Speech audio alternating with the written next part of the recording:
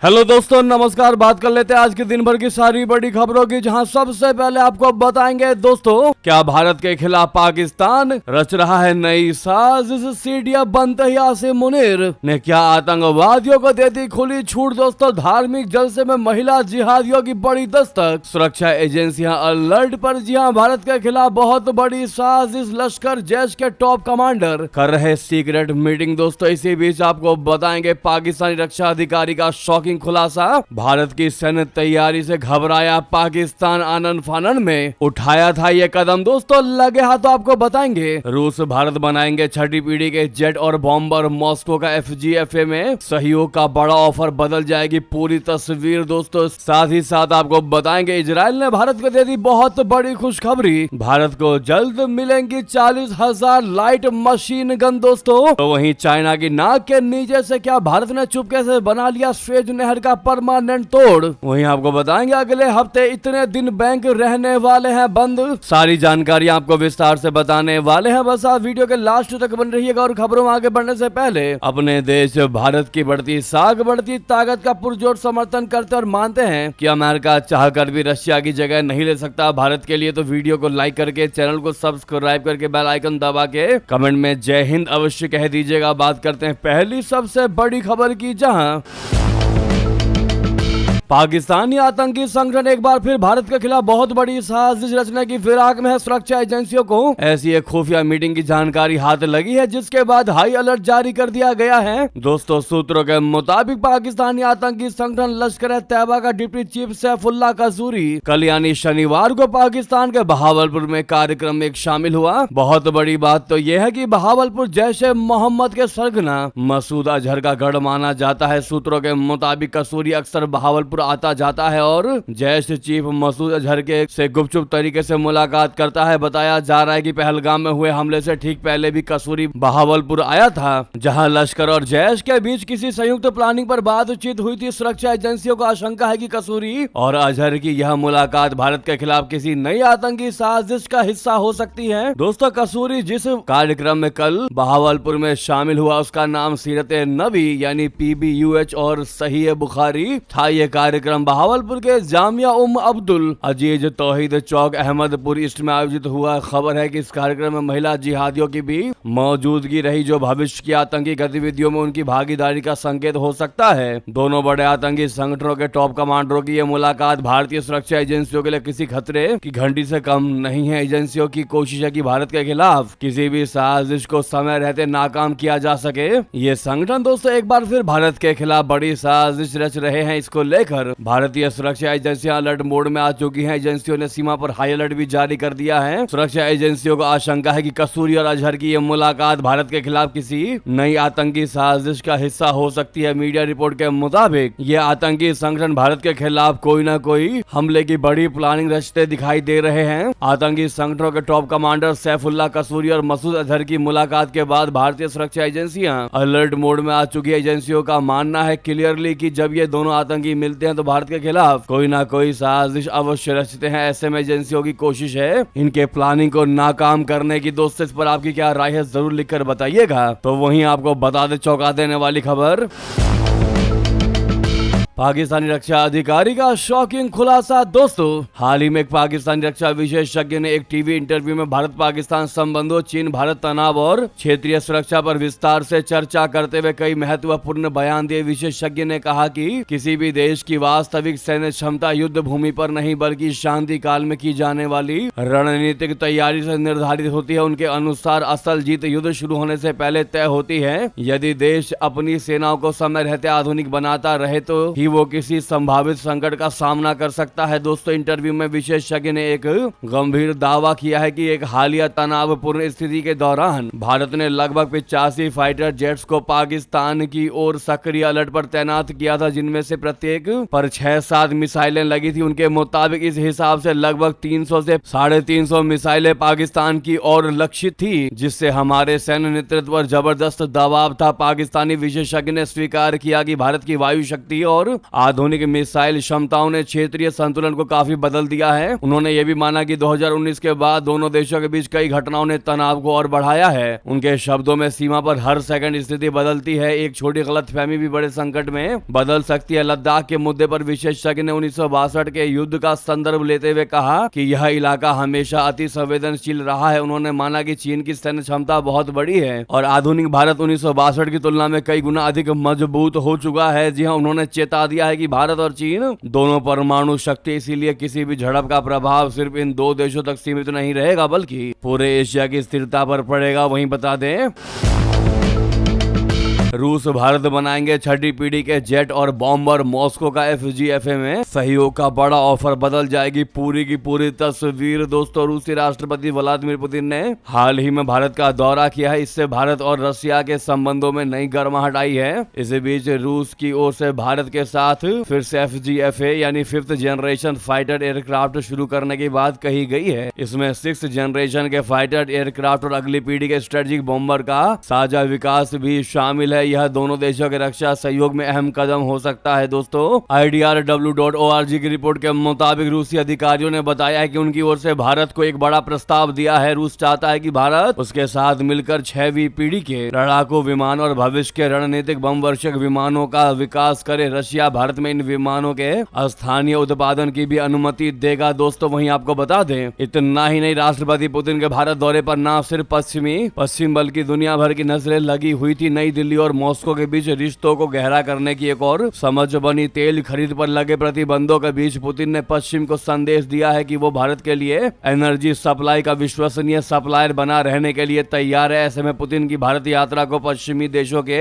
आकलन के जरिए देखने वाले जानकार कहते हैं कि पुतिन ने अपनी बात रख दी है और अब भारत का रुख अहम रहेगा। दोस्तों, रूस मामलों के जानकार अमिताभ कहते हैं कि पश्चिमी मीडिया ने इसे रूस की आर्थिक नीतियों की विजय बताया है, क्योंकि उन्हें लगता था कि रशिया के लिए सबसे बड़ा ऊर्जा का खरीदार यूरोप ही है, लेकिन इस समय चीन और भारत रशिया के लिए एक बड़े एनर्जी खरीदार बन गए हैं। आने वाले दिनों में जब भी यूक्रेन युद्ध थमेगा और प्रतिबंध हटेंगे तो भी नहीं लगता कि पश्चिमी देश एकदम से रशिया से खरीदना शुरू कर देंगे, क्योंकि वो चाहेंगे कि रशिया को कमजोर किया जाए। अब जबकि पुतिन ने यह कहकर गेंद भारत के पाले में डाल दिया कि रशिया भारत का विश्वसनीय ऊर्जा सप्लायर बनने के लिए हमेशा तैयार है। ऐसे में इस संबंध में तय भारत को करना है कि वो अमेरिकी टैरिफ के दबाव के बीच किस तरह का रुख अपनाता है। चीनी मीडिया में भी राष्ट्रपति पुतिन की यात्रा को ध्यान से देखा गया। ग्लोबल टाइम्स ने भारत के मीडिया हाउस को दी पुतिन के उस इंटरव्यू का जिक्र किया है जिसमें उन्होंने चीन और भारत को अपना सबसे करीबी मित्र बताया है। दोस्तों, साथ ही साथ आपको बता दें,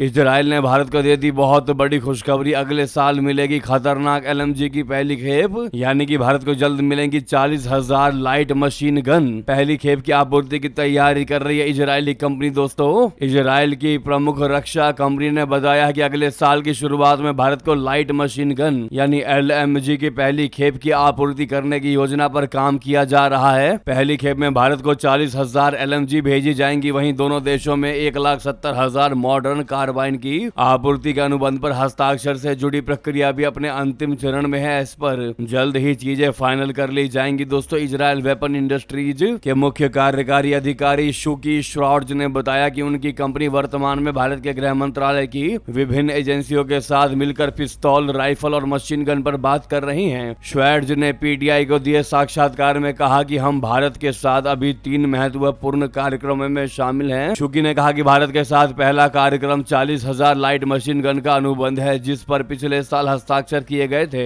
हम सभी परीक्षण और सरकारी जांच पूरी कर ली है। हमें उत्पादन का लाइसेंस भी मिल गया है। हमारा इरादा साल की शुरुआत में पहली खेप की आपूर्ति करने का है। वहीं आपको बता दें,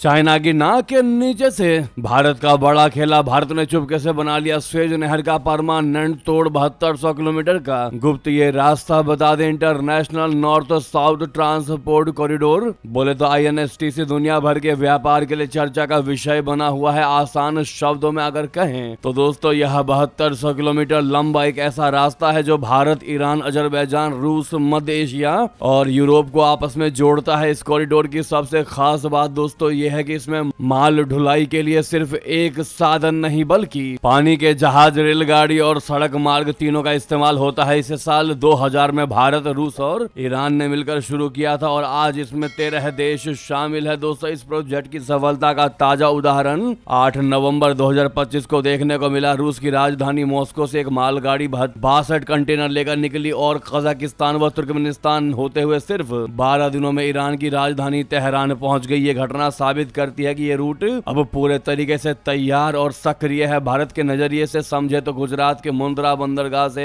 यह सफर शुरू होता है। सबसे पहले सामान जहाज से ईरान के बंदर अब्बास या चाबहार बंदरगाह पहुंचता है। वहां से सड़क या रेल के जरिए सामान को ईरान के रास्ते कैस्पियन सागर तक लेकर जाया जाता है। फिर जहाज के जरिए माल के रूस के एस्ट्राखान और या अजरबैजान के बाकू तक पहुंचता है। अंत में रेल या सड़क मार्ग से यह रशिया के अंदरूनी हिस्सों या यूरोप तक जाता है। मार्च 2025 से भारत इसी रास्ते का इस्तेमाल मध्य एशिया तक अपना माल भेजने के लिए कर रहा है। वहीं दोस्तों, सवाल अब यह है कि इससे भारत को क्या फायदा है, तो बता दें INSTC भारत के लिए किसी लॉटरी से कम नहीं है। इसके बन जाने के वजह से समय की बचत हो रही है। स्वेज नहर वाले पुराने रास्ते से रूस तक माल भेजने में 45 से 60 दिन लगते थे। अब INSTC के जरिए यह काम सिर्फ 16 से 21 दिनों में हो जाता है। मुंबई से सेंट पीटर्सबर्ग तक सामान भेजने का समय 10 दिन तक कम हो गया है। समय कम लगने का सीधा असर खर्चे पर पड़ा है। अब हर 15 टन माल पर भारत को करीब $2500 की बचत हो रही है। रणनीतिक रूप से यह भारत की बहुत बड़ी जीत है क्योंकि इस पूरे रूट में चीन की कोई भूमिका नहीं है। भारत अब सीधे मध्य एशिया से जुड़ गया है दोस्तों।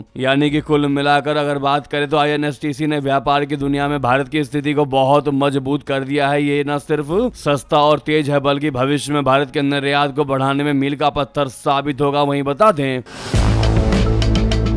उधर विदेश मंत्री जयशंकर जी ने भी चीन को 2 टूक सुना दिया। कह दिया, भारत चीन संबंधों के लिए बॉर्डर पर शांति बहुत जरूरी है। विदेश मंत्री जयशंकर जी ने भारत और चीन के बीच रिश्तों को लेकर अहम टिप्पणी कर डाली। उन्होंने कह दिया कि दोनों देशों के बीच रिश्ते मजबूत हों, इसके लिए बॉर्डर पर शांति बहुत ही ज्यादा जरूरी है। हिंदुस्तान टाइम्स लीडरशिप समिट में बात करते हुए विदेश मंत्री जयशंकर जी ने कहा कि भारत चीन के बीच सीमा पर हालात अब काफी हद तक स्थिर है। जयशंकर जी ने बताया कि पिछले साल 24 अक्टूबर को प्रधानमंत्री नरेंद्र मोदी और चीनी राष्ट्रपति जिनपिंग की मुलाकात हुई थी। उसी के बाद सीमा पर जो भी दिक्कतें थी उन पर एक समझ बनाई गई। तब से लेकर अब तक सीमावर्ती इलाके काफी हद तक शांत हैं। इसके साथ ही बॉर्डर एरिया में गश्त का काम भी पहले की तरह सुचारू रूप से चल रहा है। वहीं आपको बता दें, आखिरकार अमेरिका के राष्ट्रपति ट्रंप का सपना हुआ पूरा, मिल ही गया शांति पुरस्कार। दरअसल अमेरिका के राष्ट्रपति डोनाल्ड ट्रंप का आखिरकार शांति पुरस्कार पाने का सपना सच हो ही गया। दरअसल फीफा वर्ल्ड कप 2026 के ड्रॉ के दौरान डोनाल्ड ट्रंप को पहला फीफा पीस अवार्ड दे दिया गया। शुक्रवार को अमेरिका की राजधानी वॉशिंगटन DC के कैनेडी सेंटर में आयोजित एक कार्यक्रम में ट्रंप को यह सम्मान दिया गया। इस समारोह में उन्हें गोल्ड ट्रॉफी और मेडल दिया गया। फीफा ने इस साल से ही यह अवार्ड शुरू किया है और यह अवार्ड उन लोगों को देने के लिए शुरू किया गया है जो दुनिया में शांति फैलाने और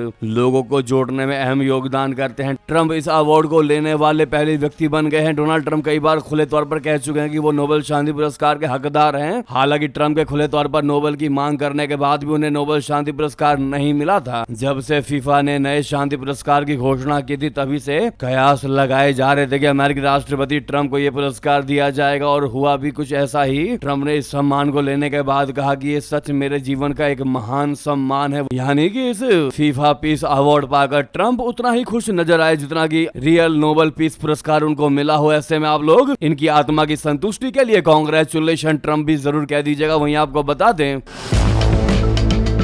पाकिस्तान और अफगानिस्तान के बीच सीमा पर भयंकर फायरिंग की बड़ी खबर जिसमें 4 की मौत की जानकारी आ रही है सामने। बता दें, पाकिस्तान और अफगानिस्तान के बीच सीमा पर एक बार फिर से तनाव बढ़ गया है। दोनों देशों के बीच चमन सीमा पर भारी गोलीबारी हुई है। अफगानिस्तान के अधिकारियों ने कहा कि पाकिस्तान की ओर से हुई भारी गोलीबारी में 4 नागरिकों की मौत हो गई है। अल जजीरा की रिपोर्ट के मुताबिक अफगानिस्तान के स्पिन बोल्डक जिले के गवर्नर ने शनिवार को इन मौतों की पुष्टि भी कर दी है। वहीं पाकिस्तान के जिला अस्पतालों में घायलों को लाए जाने की सूचना है। हालांकि पाकिस्तान ने कहा कि गोलीबारी में कोई मारा नहीं गया है। दोनों पक्षों के अधिकारियों ने एक दूसरे पर शुक्रवार को बलूचिस्तान प्रांत से लगी सीमा पर गोलीबारी का आरोप लगाया। पाकिस्तानी अखबार डॉन की रिपोर्ट के मुताबिक पाकिस्तानी अधिकारियों ने कहा है कि अफगान बलों ने बदानी इलाके में मोर्टार दागे थे, जबकि अफगान तालिबान के प्रवक्ता ज़बीहुल्लाह मुजाहिद ने आरोप लगाया कि स्पिन बुलडॉग पर हमला पाकिस्तान ने किया था। उन्होंने दावा किया कि उनके बलों ने जवाबी कार्रवाई की। पाकिस्तान के आधिकारिक सूत्रों ने डॉन को बताया कि पाकिस्तानी बलों ने अफगान हमले के जवाब में गोलीबारी की। इसके अलावा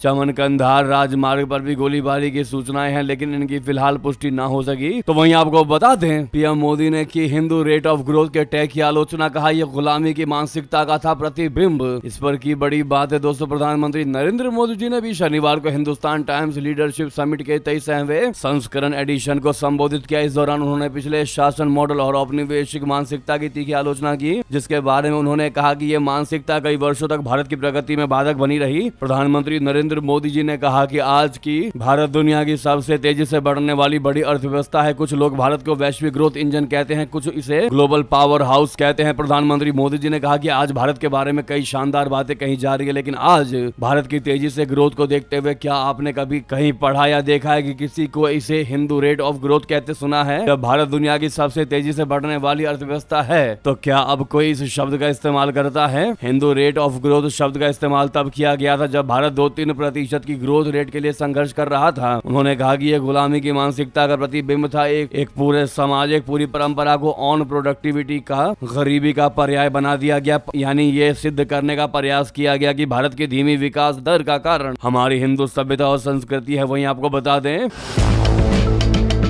आतंक के मुद्दे पर साथ आए भारत अमेरिका। लश्कर जैश और उनके समर्थकों के खिलाफ सख्त एक्शन की बड़ी मांग। दोस्तों, भारत और अमेरिका ने संयुक्त राष्ट्र से पाकिस्तान स्थित आतंकवादी संगठनों लश्कर तैयबा और जैश ए मोहम्मद, उनके छंद ग्रुप्स और समर्थकों के खिलाफ एक्शन की मांग उठाई है। इन आतंकी ग्रुप्स की संपत्ति कुर्क करने और हथियार प्रतिबंध जैसे अतिरिक्त कार्रवाई के कदम उठाने की मांग की है। दोनों पक्षों ने ISIS और अलकायदा से जुड़े संगठनों पर और अधिक प्रतिबंध घोषित करने की भी मांग की है। इन समूहों को संयुक्त राष्ट्र की ओर से आतंकवादी ग्रुप घोषित किया गया था और वे पहले से ही वैश्विक निकाय की प्रतिबंध व्यवस्था के तहत विभिन्न दंडात्मक कार्रवाइयों का सामना कर रहे हैं। भारत और अमेरिका ने अपने आतंकवाद रोधी संयुक्त कार्य समूह यानी JWG की बैठक के साथ साथ 3 दिसंबर को नई दिल्ली में आयोजित डेजिग्नेशन डायलॉग के दौरान आतंकवाद से निपटने के लिए सहयोग बढ़ाने पर चर्चा की। वहीं बता दें, बंगाल में निलंबित TMC विधायक ने बाबरी की रखी नींव, मौलवियों के साथ फीता काटा। 2 लाख से ज्यादा लोग मस्जिद के लिए ईंट लेकर पहुंचे। आपको बता दें, पश्चिम बंगाल के मुर्शिदाबाद जिले के बेलडांगा में TMC से निलंबित विधायक हुमायूं कबीर ने शनिवार को अयोध्या की बाबरी मस्जिद की तर्ज पर बनने वाली मस्जिद की आधारशिला रखी। कबीर ने कड़ी सुरक्षा व्यवस्था के बीच मंच पर मौलवियों के साथ फीता काटकर औपचारिकता पूरी की। इस दौरान नाराए तकबीर, अल्लाहू अकबर के नारे लगाए गए। कार्यक्रम में 2 लाख से ज्यादा लोगों की भीड़ जुटी। बंगाल के अलग अलग जिलों से आए लोगों में कोई अपने सिर, कोई ट्रैक्टर ट्रॉली तो कोई रिक्शा या वैन से ईंट लेकर कार्यक्रम स्थल पर पहुंचा था। कार्यक्रम को लेकर बेलडांगा समेत आसपास का इलाका सुबह से ही हाई अलर्ट पर है। बेलडांगा और उसके आसपास सेंट्रल आर्म्ड फोर्स की 19 टीमें, रैपिड एक्शन फोर्स, BSF, स्थानीय पुलिस की कई टीमों सहित 3000 से ज्यादा जवान तैनात है। हुमायूं कबीर ने 25 नवंबर को कहा था कि वे 6 दिसंबर को अयोध्या में विवादित ढांचे के विध्वंस के 33 साल पूरे होने पर बाबरी मस्जिद की आधारशिला रखेंगे।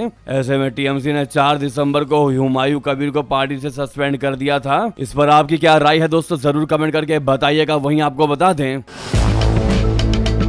उधर पश्चिम बंगाल में 79 आदिवासियों ने SIR से कर दिया इनकार। भारतीय नागरिकता को लेकर दिया जवाब। दोस्तों, पश्चिम बंगाल में SIR को लेकर चुनाव आयोग को लगातार विरोध का सामना करना पड़ रहा है। अब दोस्तों, ताजा मामला बांकुरा जिले के मुचिकाता और वेदुआ शोल गांव का है। इस गांव के आदिवासियों ने अब SIR का विरोध करना शुरू कर दिया है। इन गाँवों के आदिवासियों ने समाजवाद इंटर स्टेट मांझी सरकार के प्रति निष्ठा का हवाला देकर स्पेशल इंटेंसिव रिवीजन यानी SIR प्रक्रिया में हिस्सा लेने से इनकार कर दिया है। ब्लॉक प्रशासन और पुलिस अधिकारियों ने आदिवासी समूहों को मनाने की कोशिश की, लेकिन सभी प्रयास असफल रहे। अधिकारियों के मुताबिक 79 आदिवासी निवासियों ने कथित तौर पर मांझी सरकार का प्रतिनिधित्व करने का दावा करने वाले बाहरी लोगों के प्रभाव में आकर मतदाता सूची नहीं भरी। ग्रामीणों ने कहा कि उन्होंने इस समूह से पहचान पत्र ले लिए हैं और भारत सरकार की नागरिकता स्वीकार करने से इनकार कर दिया है। रानी बांध BDO अनिशा यश और खातरा SDPO अभिषेक यादव ने मतदाता पंजीकरण निजीकरण के महत्व को समझाया, लेकिन ग्रामीण अपनी बात पर अड़े रहे। एक निवासी ने कथित तौर पर कहा कि हम 2 नावों की सवारी नहीं करते। जब हमने अपना नाम मांझी सरकार में दर्ज करा लिया है तो हम भारत सरकार के नागरिक नहीं रहेंगे। उधर आपको बता दे, भारत के बिना सार्क जैसा नया गुट दोस्तों चीन और बांग्लादेश का मिला साथ तो दिन में सपने देखने लगा पाकिस्तान। क्या मिलेगी इस पर सफलता? दरअसल पाकिस्तान और भारत के संबंधों में तनाव का एक पुराना इतिहास रहा है, लेकिन हालिया महीनों में बांग्लादेश से भी दिल्ली के रिश्ते अच्छे नहीं हैं। बांग्लादेश में मोहम्मद यूनुस के नेतृत्व वाली सरकार आने के बाद से पाकिस्तान की ढाका में दखल काफी ज्यादा बढ़ गई है। वहीं चीन को पाकिस्तान अपना बेहतरीन दोस्त कहता ही है। ऐसे में पाकिस्तान चाहता है कि क्षेत्र में भारत के बगैर एक मजबूत मोर्चा बनाया जाए। यह भारत की क्षेत्रीय अहमियत घटाने की कोशिश के तहत है। अल जजीरा के मुताबिक पाकिस्तान के विदेश मंत्री और डिप्टी पीएम इशाक डार ने कहा है कि बांग्लादेश, चीन और उनके देश के बीच शुरू हुई त्रिपक्षीय पहल को दूसरे क्षेत्रीय देशों और उससे भी आगे बढ़ाया जा सकता है। इशाक डार का बयान ऐसे समय में आया है जब दक्षिण एशियाई क्षेत्रीय सहयोग संगठन सार्क भारत पाकिस्तान के तनाव के चलते निष्क्रिय हो गया है। ऐसे में इसकी जगह नया गुट पाकिस्तान चाहता है जिसमें भारत ना हो। इस साल जून में चीन, पाकिस्तान और बांग्लादेश के राजनयिकों ने क्षेत्रीय स्थिरता, आर्थिक विकास और लोगों के जीवन को बेहतर बनाने पर केंद्रित त्रिपक्षीय वार्ता की थी। पाकिस्तान अब इस पर और आगे बढ़ सकता है। हालांकि बड़ा सवाल यह है कि क्या दक्षिण एशिया के ज्यादातर देश भारत के बिना किसी नए क्षेत्रीय समूह पर सहमत होंगे? क्या है आपकी राय दोस्तों? क्या है आपका जवाब? इस मुद्दे पर बताना बिल्कुल मत भूलिएगा। वहीं आपको बता दें, गोवा के फेमस नाइट क्लब में सिलेंडर ब्लास्ट की बहुत बड़ी जानकारी। अब तक के हिसाब से 23 लोगों की मौत की खबर सीएम प्रमोद सावंत ने दिए जांच के आदेश। दोस्तों, उत्तर गोवा में अरपोरा गांव में शनिवार देर रात एक बड़ा हादसा हो गया, जहां एक नाइट क्लब में सिलेंडर ब्लास्ट के कारण भयानक आग लग गई। हादसे में 23 लोगों की मौत हो गई। पुलिस ने बताया कि राज्य की राजधानी पणजी से करीब 25 किलोमीटर दूर एक मशहूर party venue Birch by Romeo Lane में आधी रात के बाद आग लग गई, जो पिछले साल ही खुला था। पुलिस के मुताबिक किचन एरिया में काम करते वक्त अचानक सिलेंडर ब्लास्ट हो गया। जोरदार धमाके के बाद इस आग ने देखते ही देखते पूरे नाइट क्लब को अपनी चपेट में ले लिया। आनंद फानन में आसपास के लोगों ने पुलिस और फायर ब्रिगेड टीम को सूचना दी। घटना की सूचना मिलते ही गोवा पुलिस प्रमुख आलोक कुमार और अन्य वरिष्ठ अधिकारी मौके पर पहुंचे। उधर आपको बता दें, इंडिगो संकट अब भी रहेगी बरकरार। सरकार का सीईओ को कारण बताओ नोटिस जारी। 24 घंटे में जवाब दे वरना होगी बड़ी कार्रवाई। जी हां, 5 दिन से चल रहे इंडिगो के फ्लाइट संकट ने अब बड़ा रूप ले लिया है। दोस्तों, शनिवार को देश की सबसे बड़ी घरेलू एयरलाइन ने 850 उड़ानें रद्द कर दी। इससे ठीक एक दिन पहले शुक्रवार को 1000 से भी अधिक फ्लाइट्स कैंसिल हुई थी। इतनी बड़ी संख्या में फ्लाइट्स रद्द होने से देश भर में अफरा तफरी का माहौल है। यात्रियों को सबसे बड़ी परेशानी टिकट रिफंड और वैकल्पिक यात्रा की मिल रही है। नागरिक उड्डयन मंत्रालय ने इस स्थिति को गंभीर मानते हुए सख्त दखल दे दिया है। सरकार ने इंडिगो को आदेश दिया है कि सभी कैंसिल या डिसरप्ट हुई उड़ानों के टिकटों का रिफंड रविवार शाम यानी आज शाम 8 बजे तक पूरा किया जाए। किसी भी यात्री से रीशेड्यूलिंग चार्ज नहीं लिया जाएगा। जिन पैसेंजर्स का बैगेज मिस हो गया है या फ्लाइट रद्द होने से अलग रह गया है, उन्हें वो सामान अगले 48 घंटे में वापस मिलना चाहिए।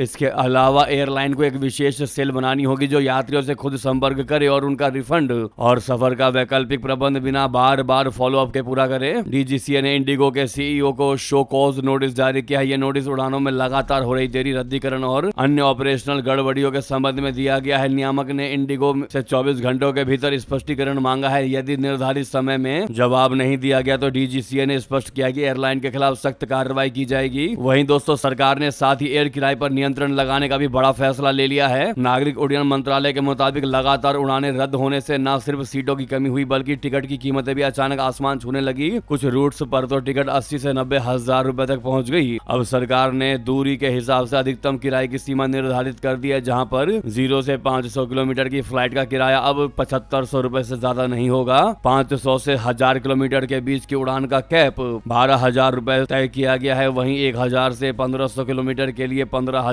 रुपए और 1500 किलोमीटर से लंबी उड़ानों के लिए 18,000 रुपए की अधिकतम सीमा रख दी गई है। यानी कि इसके अंदर अंदर पर ही प्राइस सेट किए जाएंगे। ये सरकार ने अपने प्राइस सेट कर दिए हैं, अपर लिमिट सेट कर दी है। दोस्तों, इसके नीचे नीचे ही इनके किराए एयरलाइंस कंपनी को सेट करने होंगे, वरना इनके लाइसेंसों को रद्द कर दिया जाएगा। जी हाँ दोस्तों, इस पर आपकी क्या राय है दोस्तों? क्या आप इस एक्शन से खुश हैं? बताना बिल्कुल मत भूलिएगा। वहीं आपको बता दें, अगले हफ्ते 4 दिन तक बैंक रहेंगे बंद। फटाफट जानकारी आपको बता दें, दिसंबर के महीने में क्रिसमस, न्यू ईयर जैसे कई मौकों पर बैंक बंद रहेंगे। रही बात आने वाले हफ्ते की, तो 8 दिसंबर से 14 दिसंबर के बीच बैंक 4 दिन बंद रहने वाले हैं। इसी बीच ये भी की सारी बड़ी जानकारी आपको खबर कैसी लगी बताना बिल्कुल भी मत भूलिएगा। लगे हाथ तो वीडियो को लाइक करके, इस चैनल को सब्सक्राइब करके, बेल आइकन दबा के कमेंट में जय हिंद कह दीजिएगा। मिलता है अगली बड़ी खबर में। बहुत बहुत धन्यवाद, बहुत बहुत आभार। जय हिंद, जय भारत।